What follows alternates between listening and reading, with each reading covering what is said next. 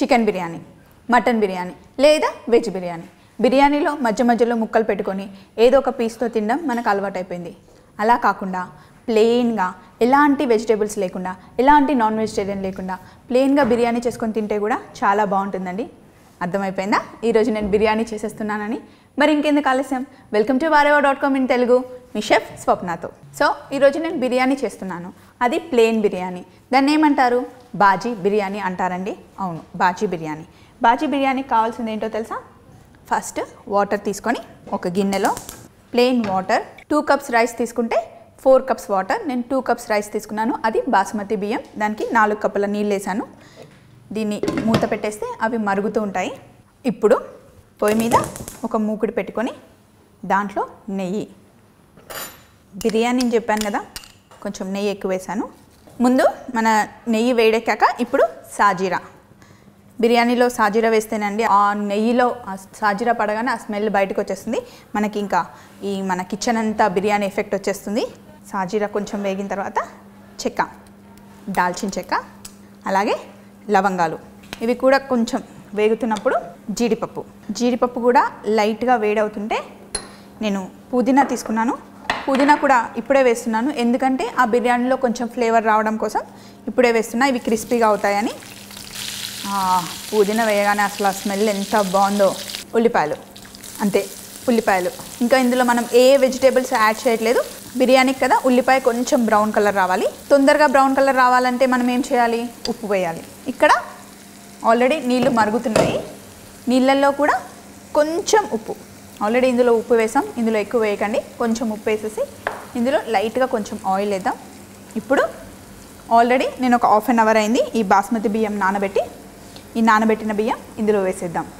ఈ plain biryani వెజిటేరియన్స్కైనా non వెజిటేరియన్స్కైనా ఎవరికైనా బాగుంటుంది. ఏ ప్లెయిన్ గ్రేవీ అయినా సరే, లేకపోతే ఏదైనా కర్రీ అయినా, నాన్ వెజ్ కర్రీ అయినా, వెజిటేరియన్ కర్రీ అయినా, దేనికైనా పర్ఫెక్ట్గా ఉంటుంది. ఇప్పుడు రైస్ వేసేసాను కదా, అవి ఉడకడానికి కొద్దిసేపు మూత పెట్టేద్దాం. ఇందులో బే లీఫ్, బిర్యానీ ఆకు కొంచెం చించి ఇందులో వేసేద్దాం. బిర్యానీ స్మెల్ వచ్చేస్తుంది ఆల్రెడీ. ఆయిల్లో పుదీనా వేసాము, అందులో జీడిపప్పు, ఉల్లిపాయలు, ఇంకా బిర్యానీ ఆకు, చెక్క, ఇంకేం కావాలి? స్మెల్ సూపర్గా వచ్చేస్తుంది. ఆల్మోస్ట్ అన్నం కూడా ఉడుకుతుంది. ఇప్పుడు ఇందులో నేను కొంచెం జింజర్ గార్లిక్ పేస్ట్ వేస్తున్నా. ఇది ప్లెయిన్ బిర్యానీ కదా, ఎక్కువ జింజర్ గార్లిక్ పేస్ట్ వేస్తే ఆ స్మెల్ తెలిసిపోతుంది తొందరగా, అందుకని కొంచెం తక్కువ వేసాను. ఇది కూడా ఇందులో కలిపేద్దాం. రైస్ని ఇలా కొంచెం ఓపెన్ చేసి పెడదాం, ఎందుకంటే వాటర్ పైకి వచ్చేస్తుంది.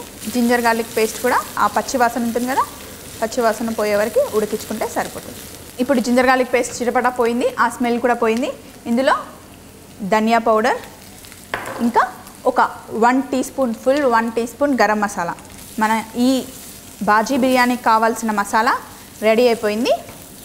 ఇప్పుడు స్టవ్ ఆఫ్ చేశాను. మామూలు బిర్యానీకి మనం మసాలా పైన రైస్ పెడతాం కదా, ఈ బిర్యానీకి ఈ మసాలాని మనం ఉడకబెడుతున్న రైస్లో కలిపేసేయాలి. చూడండి, రైస్లో ఇంకా కొంచెం వాటర్ ఉంది. ఇందులో రైస్లో సాల్ట్ వేసాం కదా, రైస్లో సాల్ట్ సరిపోయింది. ఇప్పుడు ఈ మసాలాని ఈ రైస్లో కలిపేస్తున్నాం.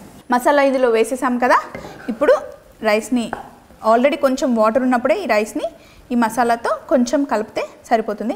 అలానే మొత్తం రైస్ని ఫుల్ మసాలా కలపాల్సింది ఏం కాదు, లైట్గా ఇలా చూడండి, ఇలా కలిస్తే సరిపోతుంది.